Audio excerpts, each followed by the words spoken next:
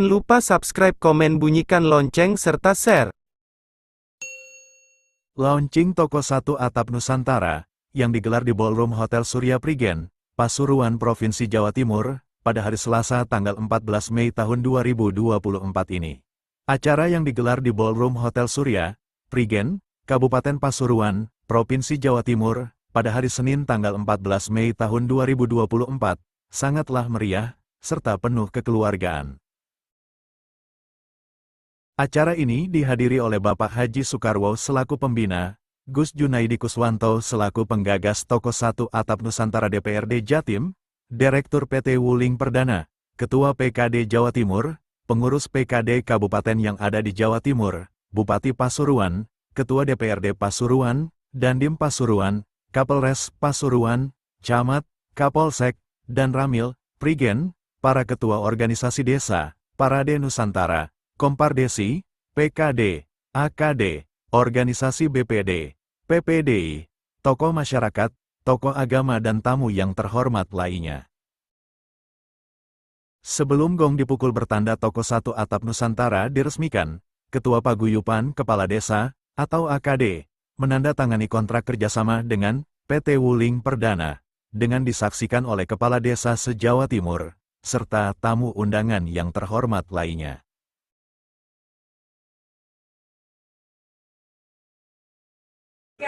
Dua dan satu, pemukulan gongnya, kami persilakan.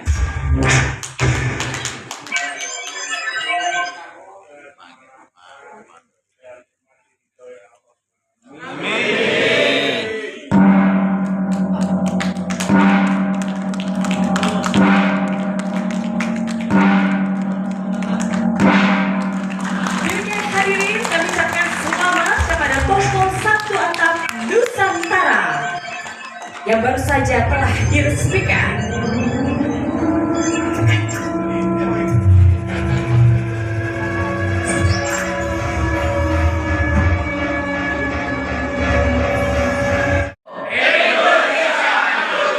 Desa bersatu. Indonesia maju. Desa bersatu. Indonesia maju. Boleh kita berikan aplaus yang luar biasa kita semuanya. Terima kasih.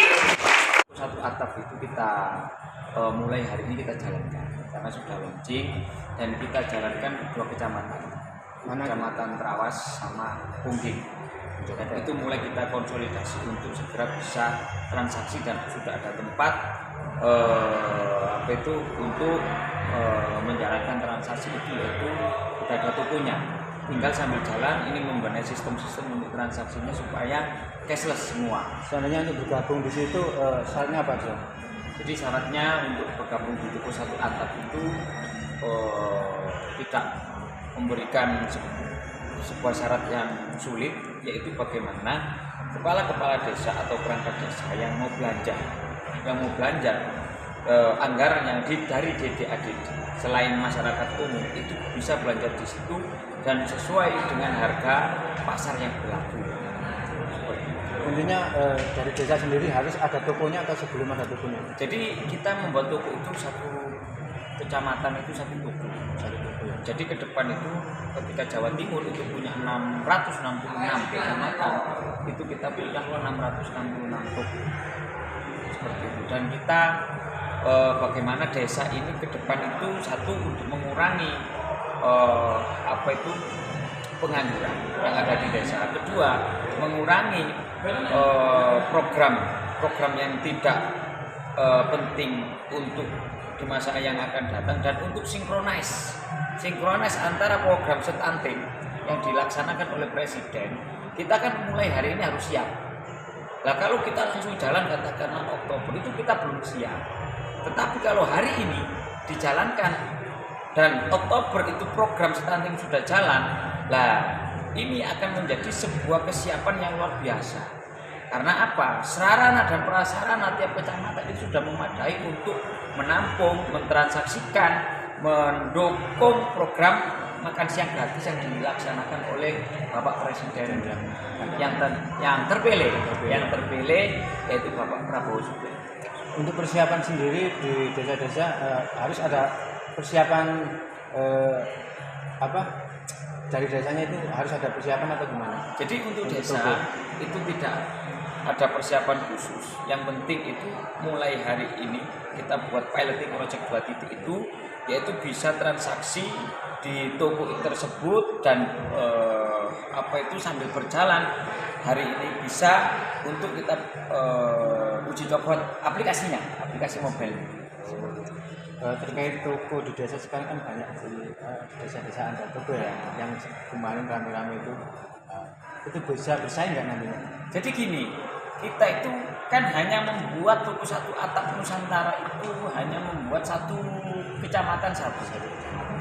Jadi ke depan bagaimana BUMDes itu bisa saling beriringan dengan toko satu atap, dan toko-toko yang di bawahnya BUMDes itu akan hidup juga. Jadi tidak akan membunuh, malah kita membuat bagaimana ekosistem yang dimana toko satu atap ini menjadi D1 ke depan.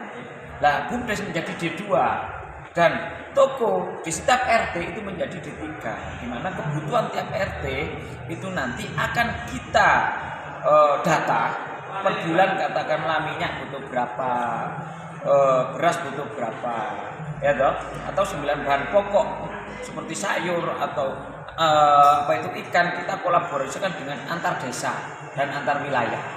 Seperti itulah, kalau sudah data sudah lengkap, otomatis kan tinggal supply chain-nya, yaitu bagaimana kumulatif buying itu yang saya bicarakan tadi itu segera terjadi, supaya masyarakat itu hasilnya dari toko satu atap Nusantara ini menjadikan kestabilan harga bahan pokok, ATK, toko bangunan, dan lainnya.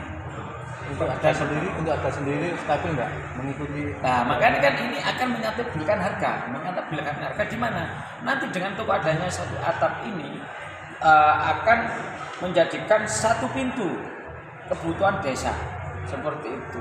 Nah, makanya akan stabil. Yang sebelumnya itu amburadul nggak karuan karena semua orang berjalan sendiri-sendiri. Untuk kulaan katakanlah toko itu kulaan sendiri-sendiri. Tidak ada namanya program integrate system, gitu ya Pak. Nah, seperti itulah.